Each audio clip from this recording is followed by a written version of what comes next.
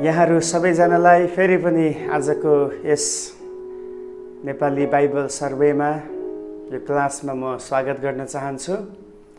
सबैजनालाई जय मसीह। अनि आज पनि हामी फेरि उहाँको वचनलाई सिक्नको निम्ति यो समय निकालेका छौँ। प्रभुलाई महिमा भएको होस्। अनि आउनुहोस् हामी अगाडि प्रार्थनाको साथमा आजको क्लासलाई अगाडि बढाउनेछौँ। प्रभु, हामी तपाईको चरणमा आउँदछौँ। तपाईको नाउँलाई धन्यवाद दिन्छौँ। तपाईले हामीलाई दिन प्रतिदिन आफ्नो सत्यतामा जिउनलाई तपाईले हामीलाई अनुग्रह प्रदान गर्नुहुन्छ। विशेष आज प्रभु यो क्लासलाई तपाईको हातमा दिँदछौँ। हामीले सिक्नुपर्ने कुराहरू, बुझ्नुपर्ने वचनका गहिरा र गुप्त रहस्यका कुराहरू सिक्न बुझ्नलाई हामीलाई सहायता गर्नुहोस्। धन्यवाद प्रभु, बाइबल सर्वेको यो क्लासलाई तपाईले अहिलेसम्म यहाँसम्म ल्याउनु भयो। अझै प्रभु हामी सिक्नुपर्नेछ। तपाईको विशेष अगुवाई हामीलाई प्रदान गर्नुहोस्। हाम्रो कमी घटी, हाम्रो समझको कमीलाई तपाईले खोलिदिनुहोस्, उघारिदिनुहोस्, ताकि अझ हामी भित्री वार्तामा प्रभु परिपक्व भई अझ तपाईको बुद्धिमा प्रभु अगाडि बढ्नलाई र तपाईको वचनलाई सिक्न बुझ्नलाई तपाईँ सहायता गर्नुहोस्। तपाईलाई नजिकबाट चिनेर तपाईको सेवामा अगाडि बढ्नलाई पनि सहायता गर्नुहोस्। जतिजनाले आफ्नो समय निकालेर यी वचनहरू सिक्दै हुनुहुन्छ, यी प्रत्येक प्रियहरूलाई तपाईले अनुग्रह गर्नुहोस्। तपाईको पवित्र आत्माको नयाँ शक्तिमा, अभिषेकमा तपाईले बढाउँदै लैजानुहोस् र वचन सिक्दाखेरि वचनबाट आउने त्यो आशिषलाई अनुभव गर्नलाई प्रभु तपाईले आफ्नो प्रियहरूलाई सहायता गर्नुहोस्। सबै महिमा र आदर प्रभु तपाईलाई दिँदै यो बिन्ती र प्रार्थनामा आशिष माग्छौँ येशू प्रभुको नाउँमा, आमेन। हामीले याद छ तपाईहरुलाई के विषयमा हेर्दैछौँ? हामी सोलोमनको जीवनीसँगका कुराहरू हेर्दैछौँ। हाम्रो मूल टपिक छ एकताको राज्य, युनाइटेड किङडमको विषयमा हेर्दैछौँ। त्यसमा सोलोमनले जब 40 वर्ष शासन गर्यो, त्यो शासन अवधिमा परमेश्वरले उनलाई दिनुभएको बुद्धि, ज्ञान, क्षमता, यी सबै कुराहरूलाई उनले प्रयोग गरेर जुन पुस्तकहरू लेखेका थिए, हामीले हितोपदेशको पुस्तक हेऱ्यौँ, उपदेशकको पुस्तक हेऱ्यौँ। आज हामी अर्को एउटा पुस्तकलाई हेर्नेछौँ। त्यो हो श्रेष्ठ गीत, सङ अफ सङ्ग्स, र यसलाई सङ अफ सोलोमन पनि भनिन्छ। सोलोमनका गीतहरू या गीतहरूको गीत भनेर, गीतै गीतले भरिएको पुस्तक यो हो। यो चाहिँ एउटा प्रेम कथाले, प्रेम कहानीले भरिएको पुस्तक हो, श्रेष्ठ गीतको पुस्तक। अनि श्रेष्ठ गीतमा चाहिँ परमेश्वर भन्ने शब्द चलाएको छैन। परमेश्वर भन्ने शब्द यो पुस्तकमा पनि आउँदैन। तर परमेश्वर भन्ने शब्द नचलाए तापनि परमेश्वरीय भावलाई, उहाँको जुन प्रेमको जुन स्वभाव छ, उहाँको स्वभावलाई चाहिँ, उहाँको भावलाई यस पुस्तकमा हरेक च्याप्टरमा त्यहाँ प्रदर्शित गरेको हामी पाउँदछौँ। त्यसकारण जरुरी छैन कि परमेश्वर भन्ने वर्ड नहुने बित्तिकै कुनै आपत्ति, किनभने परमेश्वरसँग सम्बन्धित आशिषका कुराहरू, प्रेमसँग सम्बन्धित कुराहरू चाहिँ जरुर हामी यो पुस्तकभित्र प्राप्त गर्दछौँ। अब श्रेष्ठ गीतको पुस्तकको बारेमा भन्नुपर्दा अलिकति पृष्ठभूमि भनिहालौँ। राजा सोलोमनले आफ्नो प्रेमिका थियो, उनको मनपसन्दको एउटा स्त्री थिइन्, जसलाई उनले मन पराउँदथे र उनीसँग विवाह गरेका थिए।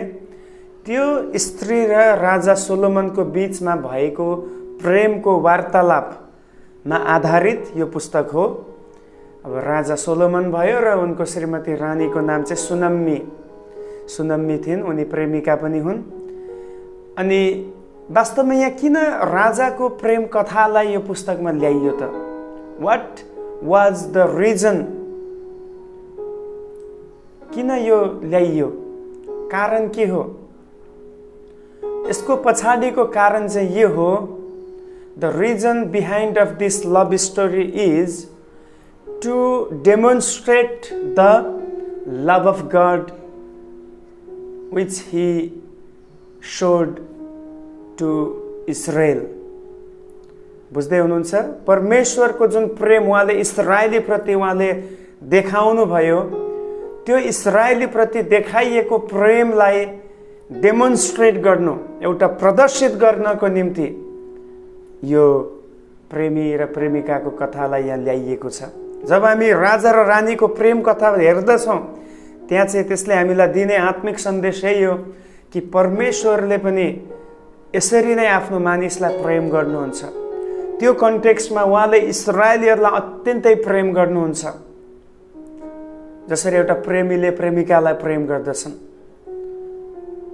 अनि अहिलेको कन्टेक्स्टमा या अहिलेको हाम्रो आधारमा हेर्दाखेरि चाहिँ प्रभुले तपाईँलाई र मलाई त्यति प्रेम गर्नुहुन्छ। र बाइबलले भन्छ पनि, पावलले बारम्बार भनेको छ, प्रभु येशू ख्रिस्ट हाम्रो दुलहा हुनुहुन्छ। हालेलुया, हामी उहाँको ब्राइड हौँ। Jesus Christ is our bridegroom and we are a bride of Jesus Christ. He already engaged us. Now he promised he will come soon and he will marry with the church. प्रभुले हामीसँग मगनी गरिसक्नु भएको छ, नाता जोडिसक्नु भयो, सम्बन्ध बनाइसक्नु भयो। अब उहाँ चाँडै आउँदै हुनुहुन्छ ताकि मण्डलीसँग विवाह गर्न सकिएकोस्। यो आत्मिक एउटा कुरा देखाउँदछ, येशू हाम्रो दुलहा, हामी उहाँको दुलहीहरू हौँ। त्यसकारण श्रेष्ठ गीतको पुस्तकले दिने सन्देश यो, दुलहाले दुलहीलाई अत्यन्तै प्रेम गर्नुहुन्छ। एफिसी 5 अध्यायको 22 देखिको पद तल हेऱ्यो भने त्यहाँ चाहिँ मण्डलीलाई ख्रिस्टको दुलहीको रूपमा र पतिलाई चाहिँ मण्डलीको मण्डलीको जो प्रभु हुनुहुन्छ येशू, उहाँलाई चाहिँ पतिको रूपमा त्यस ठाउँमा बताइएको हामी पाउँदछौँ। तपाईँ बुझ्दै हुनुहुन्छ? मण्डलीलाई प्रभुले दुलहीसँग तुलना गरेको छ। र यो चाहिँ इट इज अ मिस्ट्री, यो चाहिँ एउटा रहस्य हो। So it is a mystery, यो चाहिँ एउटा रहस्य हो कि तपाईँ र म चाहिँ ख्रिस्टको दुलहीहरू हौँ। कति आशिषको कुरा हो। हामीलाई प्रेम गर्ने एउटा सच्चा आशिक हुनुहुन्छ, उहाँ येशू ख्रिस्ट हुनुहुन्छ। अनि यो पुस्तकमा चाहिँ जुन एउटा यौन सम्बन्धको कुराहरू पनि आउँदछ। अब त्यो चाहिँ अहिले संसारमा जुन प्रकारको एउटा कुरीतिहरू चल्दै गएको छ, धेरै विकृतिहरू यौनको विषयमा, सेक्सको विषयमा छ। मानिसहरू विवाह अगाडि नै अनि अन्य अरू स्त्री र पुरुषसँग सम्बन्ध बनाउँदै अगाडि बढेको छ। तर बाइबलमा जब हामी श्रेष्ठ गीतको पुस्तकमा हेर्दछौँ, वास्तवमा यो चाहिँ एउटा विवाहित स्त्री र पुरुषको बिचमा हुनुपर्ने एउटा सम्बन्धको कुरा हो।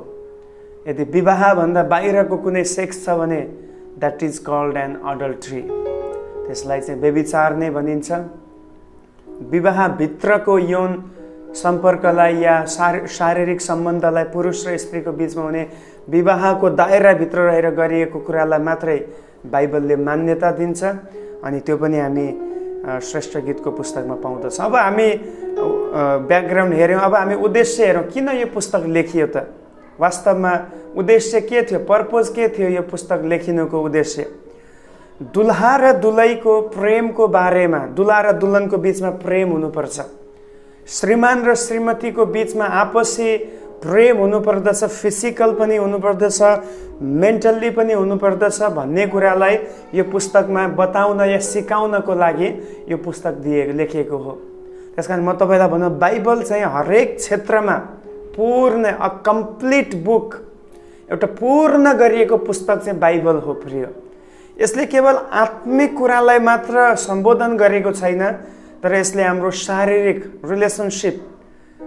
Relationship between husband and wife कस्तो हुनुपर्छ भन्ने कुरा पनि, हाउ इट गोज, यो कस्तो जाँदछ हुँदछ, कसरी जान्छ भन्ने कुरा पनि बाइबलले बताएको छ। सायद आत्मिक कुरा मात्रै एकदम माथि गरेर शारीरिक कुरा, सामाजिक कुरा, देशको कुरा, नैतिक कुरा यसले नलिएको भए मानिसले आज अम्ला ठडाउने थिए, बाइबललाई सायद धेरैवटा त्रुटिहरू देखाउने थिए। त्यसकारण हरेक सेक्टरमा, हरेक क्षेत्रमा बाइबल चाहिँ इट इज अ कम्प्लिटेड, यो चाहिँ पूर्ण गरिएको छ, केही पनि विषय यसमा कमी छैन। या चाहिँ हिजो मैले तपाईँलाई के भनेको थिएँ, मानिसको लागि चाहिने 100% कुरा बाइबलभित्र हामी पाउँदछौँ, चाहे त्यो आत्मिक सम्बन्धको कुरा होस्, नैतिक कुराहरू होस्, सामाजिक कुरा होस्, फिजिकल कुरा होस्, छोराछोरी र आमा बाउ बिचको सम्बन्धको कुरा होस्, श्रीमान श्रीमतीको सम्बन्धको कुरा होस्, जनता र देशप्रतिको सम्बन्धका कुरा होस्, हरेक कुरा, मालिक र दासको सम्बन्धको कुरा होस्, हरेक कुरा अलरेडी यस ठाउँमा सबै बताइएको छन्। यो पनि जरुरी छ। अनि यहाँ यो उद्देश्यले यो पुस्तक लेखिएको छ, विवाह चाहिँ शुद्ध हुनुपर्दछ। अशुद्ध विवाह प्रभुले मन पराउनुहुन्न, प्रभुको इच्छा होइन। त्यो शुद्धताको एउटा निश्चयतामा मात्रै विवाह हुनुपर्छ भन्ने कुरा हामी देख्दछौँ।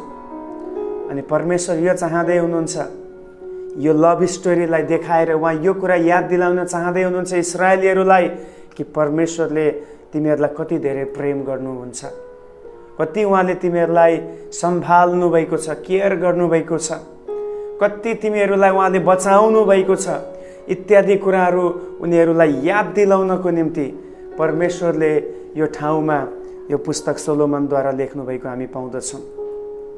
अब मैले तपाईँलाई भनिसकेँ, लेखक सोलोमन हो। त्यसको बलियो आधार नै बाइबल आफैले दिन्छ। 1 अध्यायको 1 पदमा स्टार्टिङमै हामीले पढ्यौँ भने यहाँ भनिएको छ, म यसलाई पढ्नेछु। श्रेष्ठ गीतको पुस्तक 1 अध्यायको 1 पद हेर्नुहोस् है, यहाँ यसरी लेखिएको छ, सोलोमनको आफ्नो श्रेष्ठ गीत भनेर माथि टपमा त्यति मात्रै लेखिएको छ। सोलोमनको आफ्नो श्रेष्ठ गीत भनेपछि तपाईँलाई याद छ, सोलोमनले गीतहरू पनि रचे। That means he was a poet, होइन? ऊ चाहिँ एउटा कवि थियो। गीत कविता रच्ने व्यक्तिलाई पोइट भन्ने गरिन्छ। उसले पोइटिकल बुक्सहरू लेखेको छ, कवितात्मक पुस्तकहरू लेखेको छ। त्यस कारण उसले प्रभुको जो बुद्धि पायो, जुन समझ भित्र आयो, त्यो प्राप्त गरिसकेपछि उसले हर प्रकारको नलेजलाई, शिक्षालाई उसले हासिल गर्यो। हितोपदेशमा धेरै मानव जीवनसँग गहिरा कुराहरू उनले पत्ता लगाए, लेखे। उपदेशकमा हामीले हेऱ्यौँ, एउटा दार्शनिक भ्यूज उनले त्यहाँ दिएको हामी पाउँदछौँ। अनि अहिले हामीले हेऱ्यौँ एउटा प्रेम कथा पनि, एउटा कथा कविता गीतको शैलीमा उनले यो गीत रचेको हामी पाउँदछौँ। त्यस कारण यहाँ नाम आएको छ, कसको? सोलोमनको नाम आएको छ। That's why the author of the book of song of songs is king Solomon. He has written the book of song of songs. श्रेष्ठ गीतको पुस्तक उनले लेखेको छन्। मिति कहिले लेखियो? अभियसली जब ऊ राज सिंहासनमा बस्यो, जब प्रभुबाटको बुद्धि प्राप्त गर्यो। हितोपदेशको पुस्तक र उपदेशकमा फरक थियो है लेखन मिति। हितोपदेशको पुस्तक लेख्दाखेरि उनको सेवकाईको सुरुवातका समयहरूमा उनले लेखे भने उपदेशकको पुस्तक चाहिँ उनको जीवनको अन्तिम समयमा उनले लेखे। सबै कुरा निरीक्षण गरिसकेपछि, पापलाई पनि उनले अनुभव गरिसकेपछि उनले लेखेको पुस्तक हो उपदेशकको पुस्तक। भने श्रेष्ठ गीतको पुस्तक चाहिँ न त सुरुवात न त अन्तिम, तर एकदम मिड फेजमा, एकदमै बिचको अवस्थामा भएको बेलामा, एकदमै पपुल्यारिटीमा पुगेको बेलामा, एकदमै प्रेम सम्बन्ध बढेको, स्त्रीसँग प्रेम सम्बन्ध बढेको बेलामा, एकदमै बिचको समयमा उनले यो पुस्तक लेखे। अब डेट यदि तोकियो भने 970 उनले राज्य चलाउन सुरु गरे, 930 सम्म गरे भनेपछि अब 940 र 930 को बिचमा हामी भन्न सक्छौँ 950 तिर, लगभग 950 तिर उनले बिसी है, फेरि ईसा पूर्व 950 तिर उनले यो पुस्तक लेखेको हामी अनुमान गर्न सक्दछौँ। किनभने यहाँ चलाएको शब्दहरू, यहाँ चलाएको जुन कुराहरू छ, जुन भाव त्यहाँ प्रकट भएको छ, यो सुरुवातमा पनि थिएन, अन्तमा पनि थिएन, तर यो चाहिँ एउटा मिडल टाइममा थियो। अब यो पुस्तकको की भर्स कुन हो त? मुख्य पद के हो? श्रेष्ठ गीतको मुख्य पद हो 6 अध्यायको 3 पद। म यसलाई पढ्नेछु। तपाईले सुन्न सक्नुहुन्छ। 6 अध्यायको 3 पदमा यसरी लेखिएको छ, म मेरा प्रेमीको आफ्नै हुँ र मेरा प्रेमी मेरै हुनुहुन्छ। उहाँ लिली फुलहरूका बीचमा मन भुलाउँदै हुनुहुन्छ। अब यो पुरा पुस्तक हो, श्रेष्ठ गीतको की वर्ष नै 6 को 3 पद भनिन्छ। अब यहाँ भनिएको कुरालाई याद गर्नुहोस्। पहिलो चाहिँ म मेरा प्रेमीको, अब यहाँ प्रेमिकाले यो चलाएको शब्द, प्रेमिकाको ठाउँमा तपाईँले र मैले आफूलाई पनि राख्नुपर्छ है। अब यहाँ प्रेमिकाले राजा सोलोमनलाई भनेको कुरा हामीले कसलाई भन्नु पर्यो? प्रभुलाई भन्नु पर्यो। तपाईँ अब बुझ्दै हुनुहुन्छ होला। म मेरा प्रेमीको आफ्नै हुँ। वास्तवमा जब उनीहरूको विवाह हुन्छ, बाइबलले भन्छ विवाह भइसकेपछि चाहिँ यो चाहिँ हाड र मासुको सम्बन्ध जोडिन्छ पति पत्नी बीचमा। छालाको मात्र होइन, छालाको भए सायद कमजोर हुन्थ्यो होला, केही आउने बित्तिकै छुट्ने कुरा हुन्थ्यो होला, छाला बाहिरी हिस्सा हो। तर हाड र मासु, वी क्यानट सेपरेट इट। हाड र मासुलाई, बोन र जुन फ्लेस छ यसलाई हामी अलग गर्न सक्दैनौँ। भने हस्बेन्ड एन्ड वाइफको जो रिलेसनसिप छ यो चाहिँ हाड र मासुको रिलेसनसिप हो। यो चाहिँ गहिरो छ,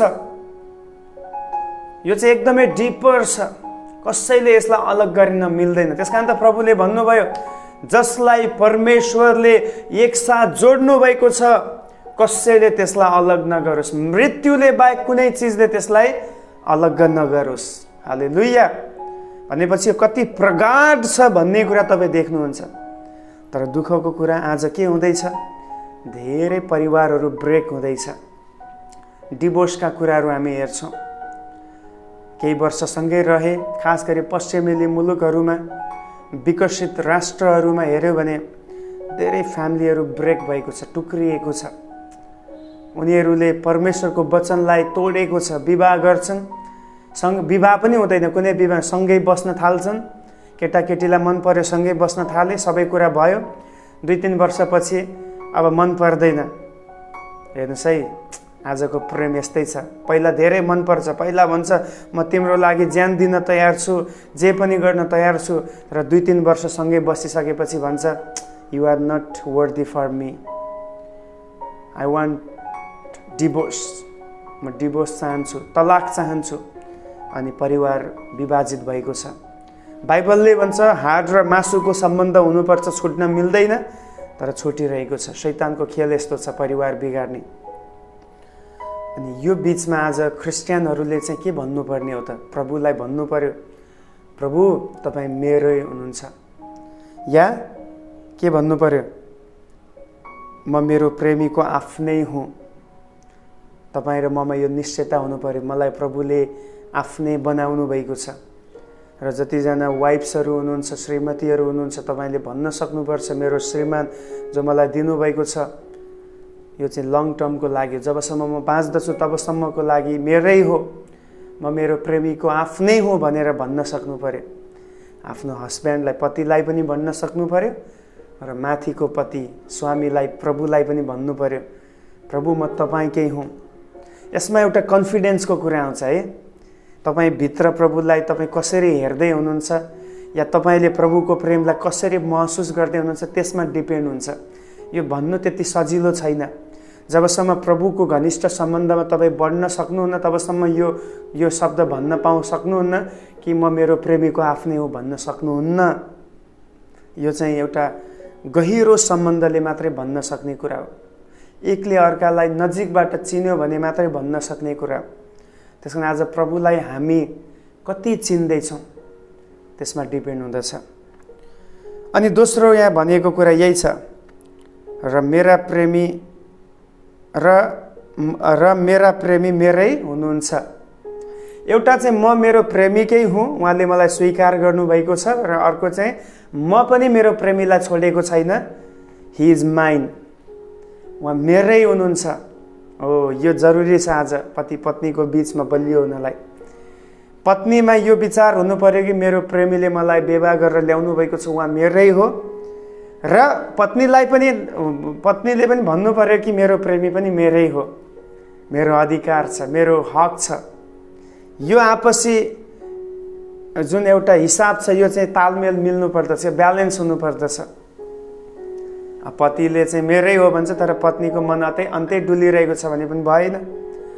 पत्नीले पतिलाई सबै कुरा सम्झेर मेरै हो भनेर बसेकी छिन् तर पति चाहिँ अरूतिर आँखा लगाउँदै हिँडेर पनि भएन। आपसी वैवाहिक सम्बन्ध तब मात्र स्ट्रङ हुन्छ जब दुवै पक्षले भन्न तयार छ तिमी मेरै हो, म तिम्रै हुँ। That is called a true love. And the Bible teaches us how to love husband and wife each other. They should love from the bottom of their heart.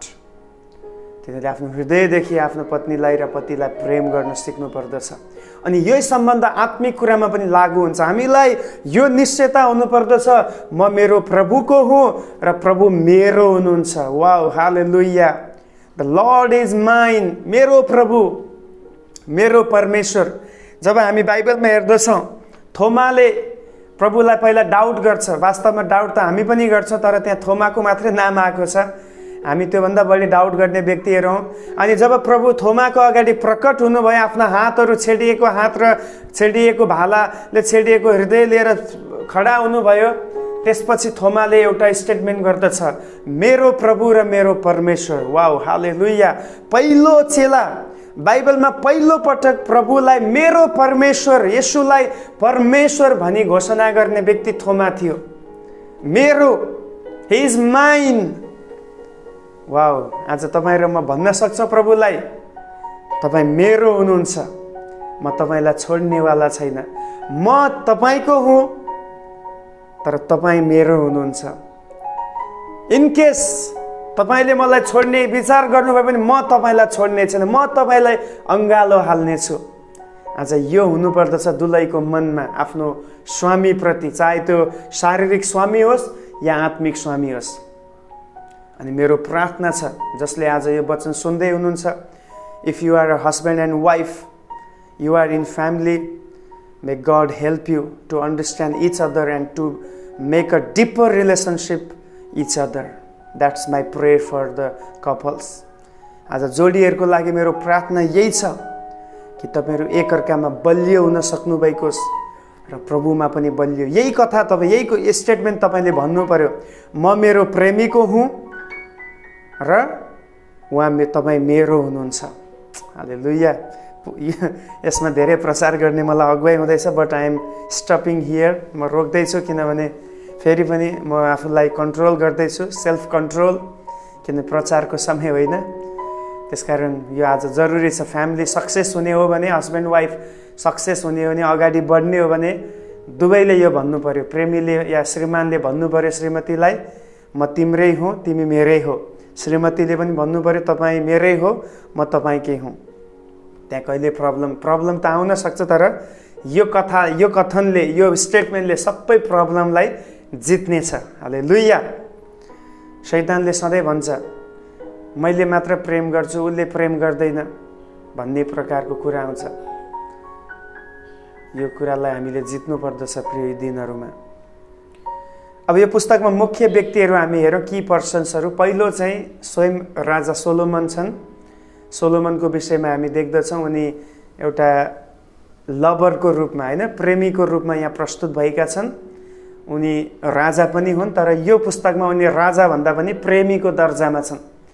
उनलाई राजाको जस्तो ठुलो हाउभाउमा यहाँ देखाइएको छैन, तर एउटा प्रेमीको रूपमा, दुलहाको रूपमा यहाँ वर्णन गरिएको छ। एउटा दुलहाले कसरी आफूलाई प्रकट गर्छ, माया प्रेमका कुरा गर्छ, दुलैको बारेमा बढाई र तारिफ गर्छ, इत्यादि कुराहरू हुन्छ।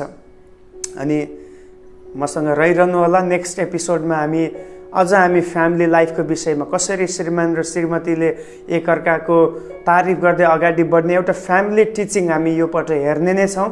के कुरा हुनुपर्छ फ्यामिलीभित्र, त्यो लेसन्सहरू यहाँ सिकाइएको छ। जरुर म यसलाई तपाईँहरूको बिचमा ल्याउने छु। सो पहिलो चाहिँ यहाँ हामी देख्दछौँ क्यारेक्टर, मुख्य व्यक्ति चाहिँ ऊ चाहिँ राजा सोलोमन छन्। दोस्रो चाहिँ हामी देख्दछौँ उनले प्रेम गरेको प्रेमिका, उसको नाम चाहिँ सुलेमी छन्। रानी, होइन, उनलाई रानीको रूपमा या प्रेमिकाको रूपमा यहाँनिर बताइएको हामी पाउँदछौँ। सुनम्मी स्त्रीलाई यहाँ त्यसको रूपमा बताएको छ।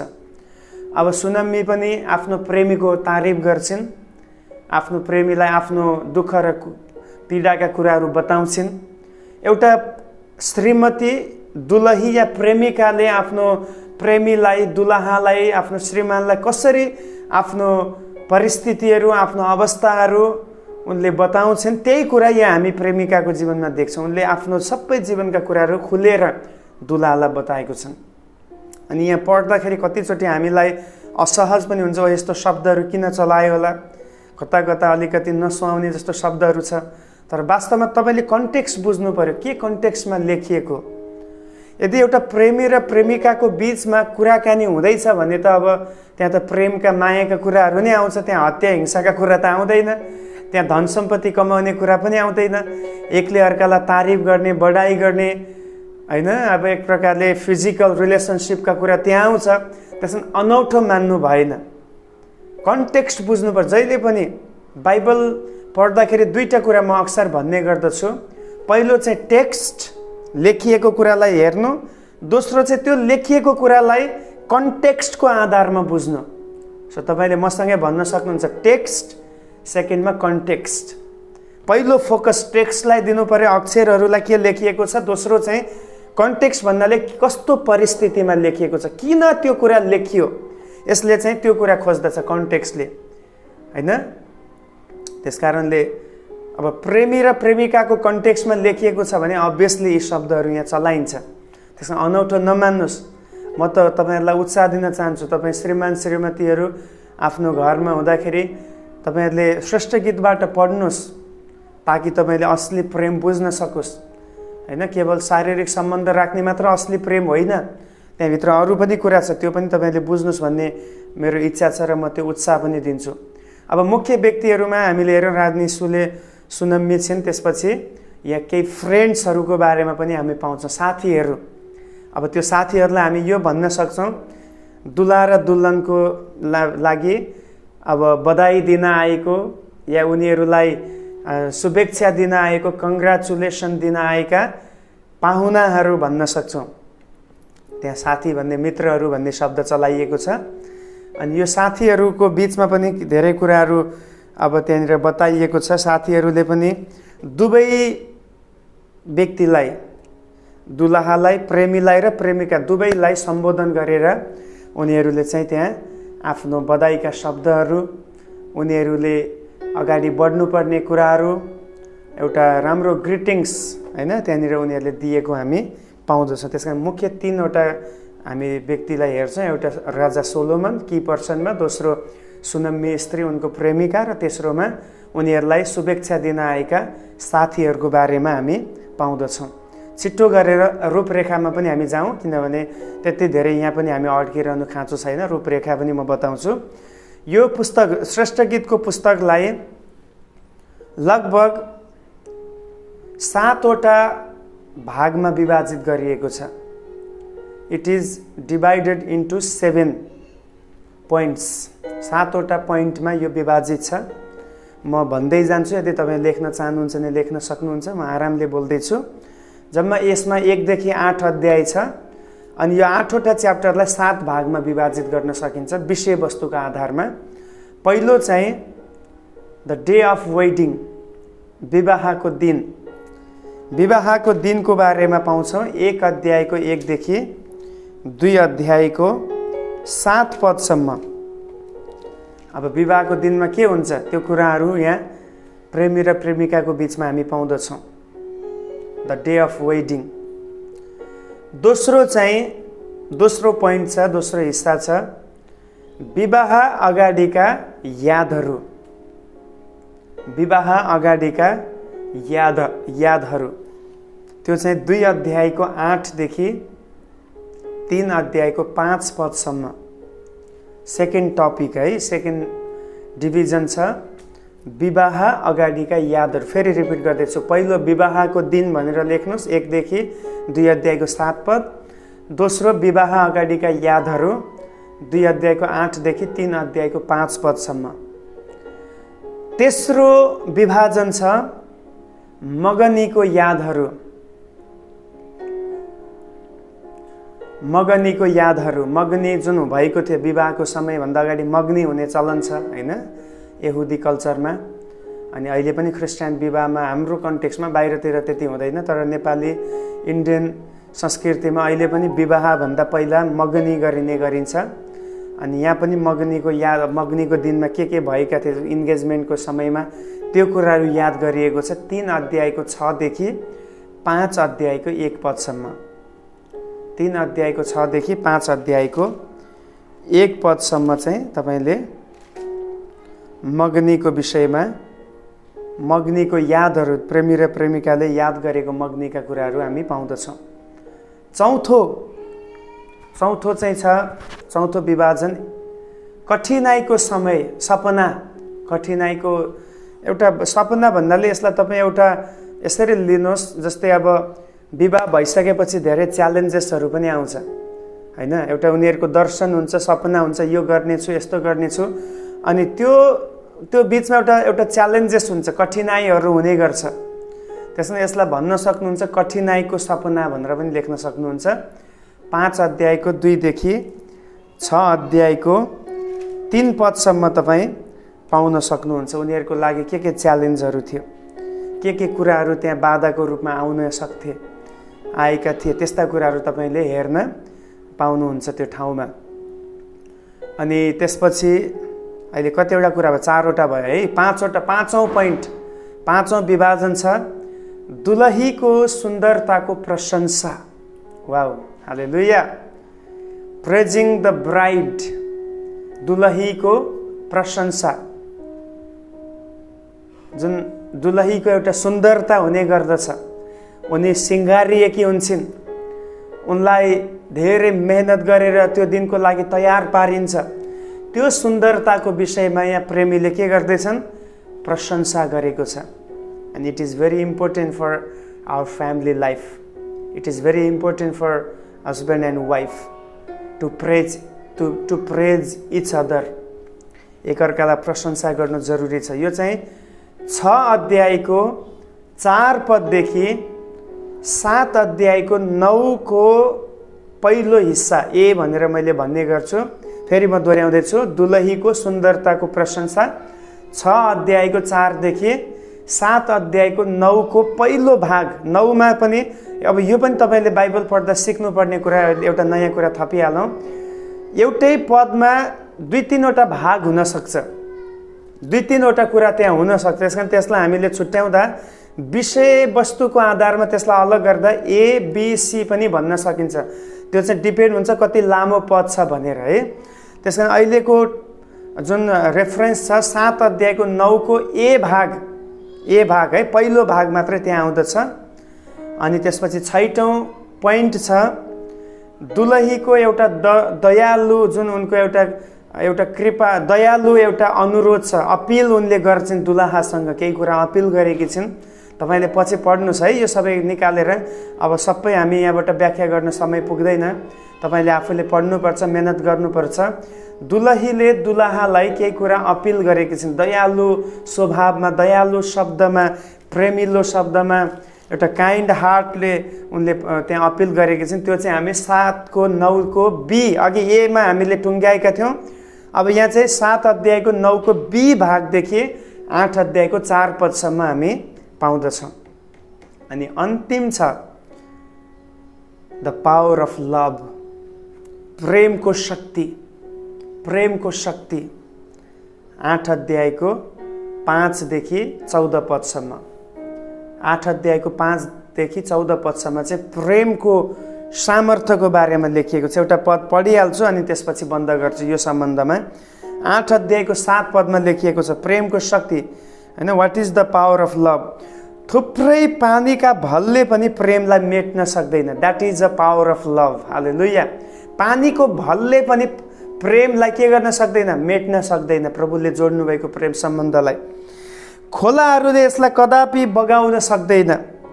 खोलाले सबै कुरा बगाएर लान सक्छ, ठुला ठुला कुराहरूलाई पनि भित्रदेखि माटो निकालेर त्यसलाई खत्म गर्न सक्छ, तर प्रेमलाई बगाउन सक्दैन रे। कुनै मानिसले प्रेमको सट्टामा आफ्नो घरको सारा सम्पत्ति नै दिए तापनि त्यो त बिल्कुलै तिरस्कार गरिने थियो। वाउ, यो हो साँचो प्रेम भनेको। कुनै सम्पत्तिले यो किन्न सकिँदैन। आजकल धेरै पटक विवाह चाहिँ किनबेचको कुरा पनि जस्तो लाग्छ मलाई, होइन? मतलब विवाहभन्दा अगाडि नै सेट हुन्छ, फिक्स हुन्छ, मलाई यति चाहिन्छ, तिम्रो घरबाट यो चाहिन्छ, ऊ चाहिन्छ दाइजो। त्यो that is not a love, त्यो प्रेम होइन। They are loving money, just they want money. But Bible says यो चाहिँ पैसाले पनि किन्न सक्दैन। Money cannot earn love. त्यसकारण यो प्रेम चाहिँ आज परिवारभित्र हुनु खाँचो छ, श्रीमान श्रीमतीको बिचमा हुनु खाँचो छ। कुनै कुराले पनि यो प्रेमलाई भङ्ग गर्न नसक्ने प्रेम हुनु खाँचो छ। अझ तपाईँले यसको विषयमा बुझ्नु छ भने 1 कोरिन्थी 13 अध्याय पढ्नु होला। त्यहाँ यस्तो राम्रो प्रेमको स्वभावको बारेमा त्यहाँ लेखिएको छ, प्रेमले के गर्छ भन्ने कुरा। सो आजको क्लासबाट प्रभुले यहाँहरू सबैलाई आशिष दिनुभएको होस्। हामी फेरि भोलि अझै अगाडि बढ्नेछौँ। म इन्करेज गर्छु भोलि अझ हामी फ्यामिलीको विषयमा, फ्यामिलीभित्र के हुनुपर्छ उपदेशकको पुस्तकबाट हेर्नेछौँ, मुख्य टपिकहरू, मुख्य मेगा थिममा हामी भोलि भेट्नेछौँ। तबसम्मको लागि प्रभुले यहाँहरू सबैलाई आशिष दिनुभएको होस्।